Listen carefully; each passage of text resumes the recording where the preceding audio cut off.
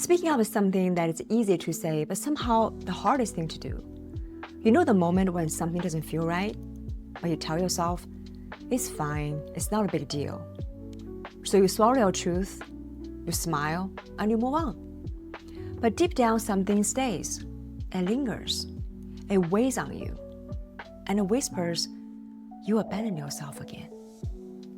And we think staying quiet keeps the peace. But the truth is, it often just keeps us small. You don't just lose your voice all at once, you lose it piece by piece. Every time you say yes when your heart says no, every time you minimize your feelings, and every time you silence yourself to avoid conflict. That's how it happens, quietly, slowly, invisibly. So today we'll talk about why speaking up is harder than we think, and how to do it anyway. Hi there, welcome back to Love Forward the Eve, where we heal the past, empower the present, and love forward into the future. I'm Eve Kyle, certified relationship coach and women's empowerment coach. And today we're talking about something that looks simple, but takes courage. Speaking up. Even when it feels uncomfortable. Because using your voice isn't just about communicating, it's about self-trust, clarity, and freedom. Let me tell you a story that just happened recently. And my daughter thought I was being rude. We went to my favorite coffee shop. I ordered my favorite chai latte. I took one sip. It tasted awful. Way too much ginger, almost spicy. So I sent it back. They apologized and said they would fix it. And brought me a new one. I took another sip. It's still bad. At that moment, I felt guilty. I didn't want to seem demanding. You know the feeling like when you want to say something, but you don't want to be that person? So you tell yourself to just let it go. But you can't.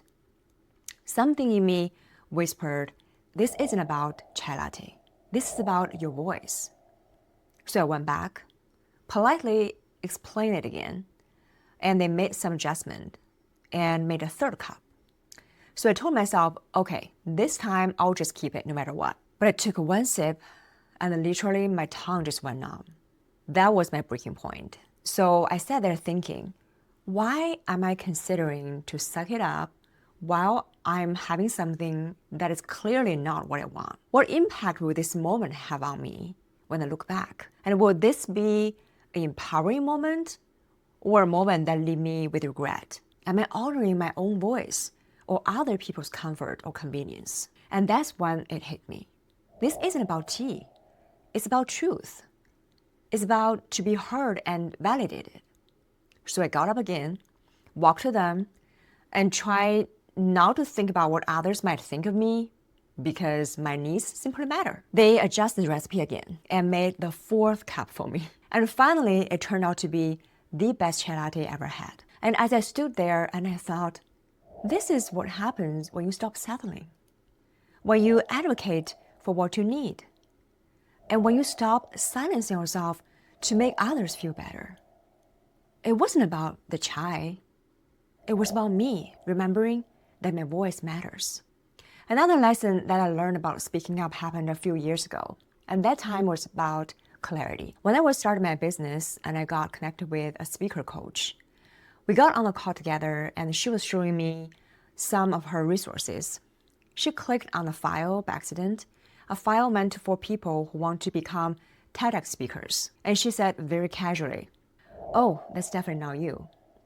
Then she found the right file for me and kept talking. But that one sentence stuck in my head. That's definitely not you.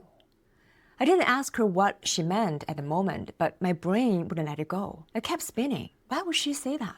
Does she think I'm not good enough? Does she think I'm not a good speaker? Can she already see that I will never make it? And for days, that voice haunted me. Every time I thought about it, it hurt. It made my chest tight. So finally, I decided to speak up, not out of anger, but out of curiosity. So I wrote her an email and said, I've been thinking about what you said the other day. Could you clarify what you meant by that? So she replied almost immediately. She apologized and said, oh, Eve, you are just starting your business. I simply meant the TED Talks come later in your journey. I can absolutely see you doing that one day. And I was really relieved to hear that. Not that I needed that validation, but I needed that clarity. Because if I hadn't spoken up, I would have carried that misunderstanding for years, and believing her words meant something they never did. Sometimes you have to speak up not to argue, but to understand. Because if you don't, your mind will fill in the blanks with fear and self-doubt. And before you know it, someone else's moments become your beliefs. That's how silence shapes our identity. But one brief question can set you free. Now let's talk about why speaking up is hard. We all know we need to speak up, but we all struggle doing it from time to time. Let's be real. Most of us don't stay quiet because we don't know what to say. We stay quiet because of our beliefs about speaking up. Number one, the beliefs we carry. We tell ourselves, it's mean, it's rude, I'm being difficult, I'm too much. We've been taught that silence equals kindness. It is better to keep the peace than to risk making someone else uncomfortable. But what silence really means is self-abandoned. When you silence yourself to protect others, you teach yourself that your needs don't matter. Number two, the fear of others' opinions. You worry they will take it the wrong way. You don't want to hurt someone's feelings. You don't want to upset anyone or look dramatic. So you treat authenticity for approval. You make everyone else comfortable except yourself. Number three, the need to belong, not wanting to be different. Sometimes we don't speak up because we don't want to stand out. We want to be liked, agreeable, included. So we nod, we smile, we follow along.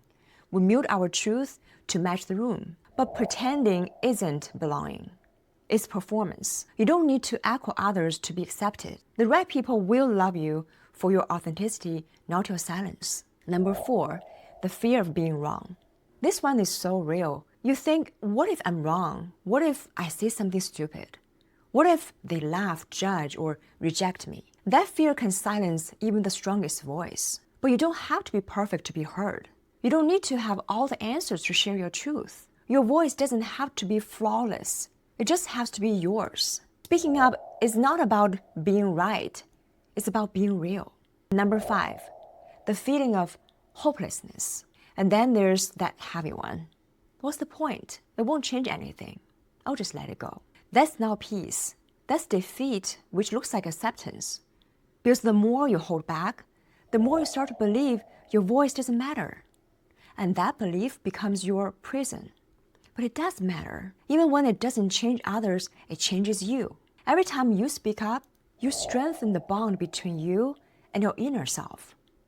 You prove to your own heart that it can trust you again. The truth is, nothing's too small to speak up about. We think it's just a coffee. It's just a random comment. It's not worth it. But it is.